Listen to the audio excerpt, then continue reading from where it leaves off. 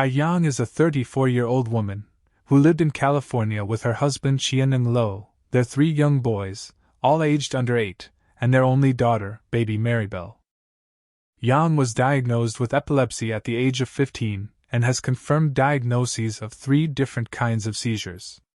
She is the second child in her family to have epilepsy. Her sister, Nu Yang, died from a seizure attack in June 2014 in Banning, California, and was only 34 years old. Yang explained the symptoms of the seizures that she experiences. She says that she sees white light, wakes up, and finds herself in a different room or place, and does not recall how she got there. Yang and her husband had raised 3 healthy boys before Maribel's birth. However, knowing that Ka Yang has epilepsy, her siblings would take turns to come and live with her to help out.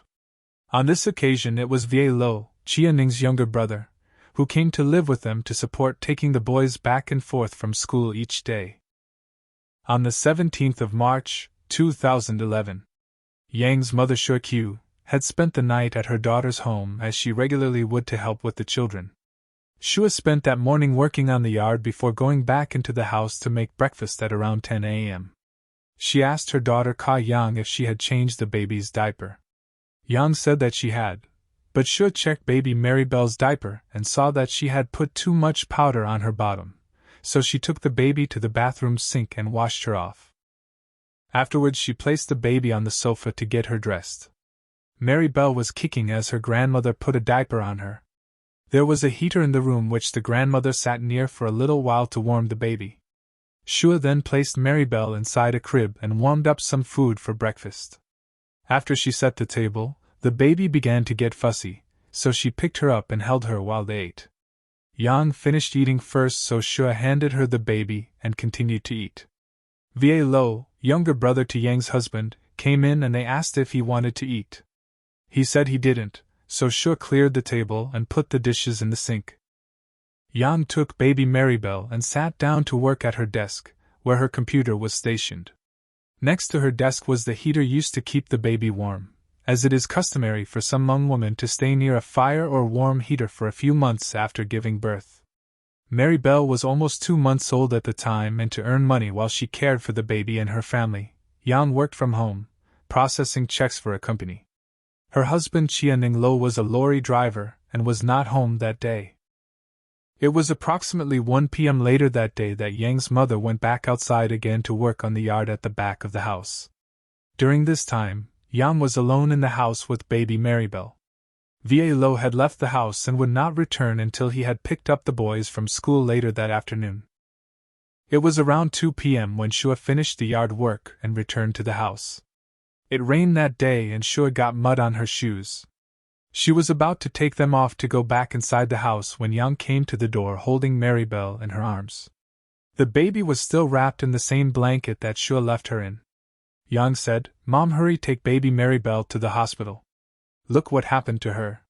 Shua saw that Yang looked disoriented and her hair was disheveled. There was blood on her lips from having bitten her tongue and it was swollen. She couldn't speak clearly, and Yang had wet herself. Having taken care of Ka Yang and seen her seize countless times before, Shua knew that Yang had just suffered a seizure. Shua took the baby from her daughter and opened the blanket. The baby was wearing a onesie. Shua tried to undo the button at the top of the zipper to figure what had happened. When she pried the button open, she saw the baby's skin peel where the button had chafed. The baby felt very warm to the touch. It was at this time Vie Lo came back to the home with the boys after collecting them from school. Shua called out to Vie to come and look at baby Maribel, and told him to call an ambulance. Vie Lo called 911.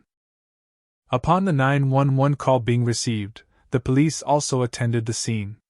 At first, it was not known what exactly had happened to Maribel. Yang said she was sat holding her baby at her computer whilst working when she had an epileptic seizure, and blacked out. When she woke, she was on the floor and found her baby also on the floor near the space heater, not breathing. Ka Yang then told the police a different story, saying that she had a seizure and dropped Maribel directly onto the heater. It was accepted that Yang had a history of seizures but was not determined to be disorientated by the paramedics when they arrived at the scene, When confronted about the inconsistencies in her story, Yang said she had lied, and may have a split personality. In the immediate days after the tragic discovery, the boys were removed from the family home by child welfare workers. After Yang led investigators to believe her baby had been exposed to the space heater, it was discovered that whatever horrific incident had taken place had resulted in Mirabelle suffering radiation burns to 80% of her body, some deep enough to damage her internal organs according to reports. She was burned from head to toe, but her hair and clothes were not singed. Prosecutors say the child had fatal thermal injuries which were not consistent with exposure to heat from the space heater. Yang still denied knowing how her baby had died, and still claimed it was due to the space heater.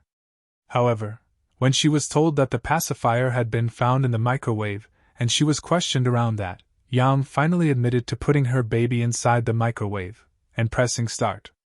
Maribel had been cooked on high heat for around 5 minutes, and her tiny insides had been fried. Dr. Gregory Reiber said the most serious burn appeared to be radiation burns that penetrated her internal organs and cooked through to her stomach and small intestine. He said they were consistent with microwave exposure.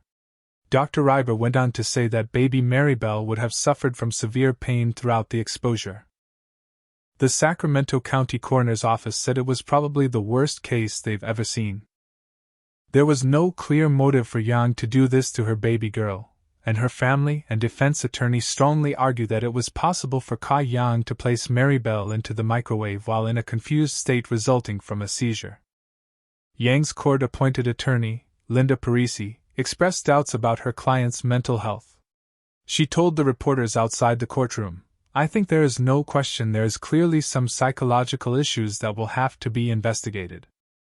At trial, Parisi argued Yang unwittingly put her child in the microwave while in post-seizure state of unconsciousness, known as the postictal state, the state after one is stricken by an active seizure. The postictal state comes with a host of after effects including confusion, agitation, and unresponsiveness, and can typically last between 5 and 30 minutes. A Yang family spokesman also said she did not know what she was doing, and described Yang as a gentle and nice woman, who would not have intentionally harmed her child. The last memory that Ka Yang had of her daughter that day was holding her at her work desk.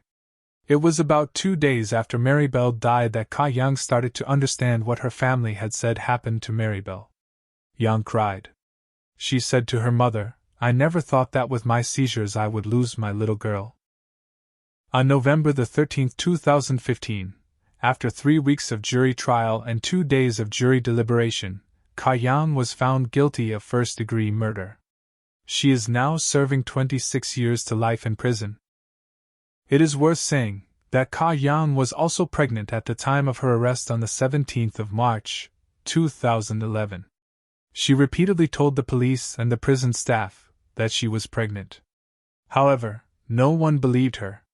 It took just over a week to get a pregnancy test done, and it confirmed that Ka Yang was indeed telling the truth and was given adequate care. She gave birth later that year to a baby girl named Karina. She now lives with her father and 3 brothers. What do you think happened? Do you think it's possible that Ka Yang could do this after a seizure? Or do you think maybe she suffered some sort of mental break? Let me know in the comments. If you enjoyed this video, then don't forget to like and subscribe for more content just like this, and hit the bell icon, and we'll let you know every time we upload a new video. Thanks for watching.